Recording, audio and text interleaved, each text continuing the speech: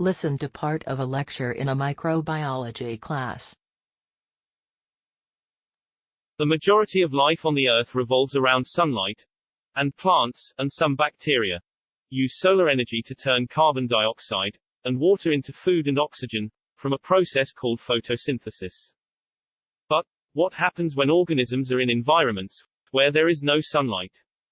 Well, in that case, organisms rely on a process called chemosynthesis, which involves the use of energy, released by inorganic chemical reactions, for food production.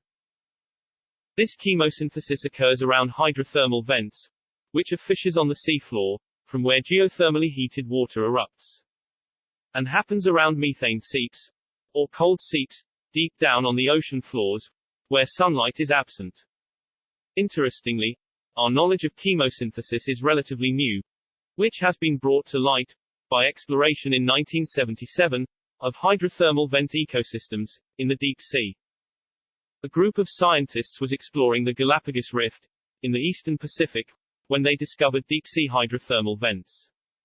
And, along these vents, they found a wholly unique ecosystem, where hundreds of new species were thriving around the vents, despite the extreme pressure and temperature, as well as the absence of sunlight.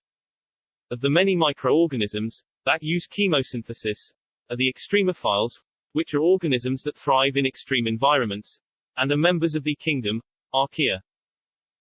These archaeans use chemical energy from the minerals released by the vents to make food. The vent bacteria make organic matter by oxidizing hydrogen sulfide, or methane.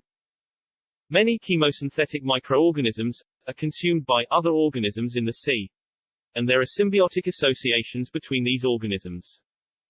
For example, Riftia pachyptela, commonly known as the giant tube worms, that live on the floor of the Pacific Ocean, near hydrothermal vents, get their energy from chemosynthetic bacteria. The bacteria convert the chemicals that discharge from the vents into food for the worms. So you can see, these worms rely on a symbiotic relationship with the billions of bacteria that reside within them for survival.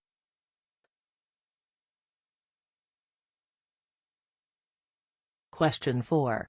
In the lecture, the professor listed many characteristics of chemosynthesis. Indicate which of the following features are mentioned in the lecture. Click in the correct box for each sentence.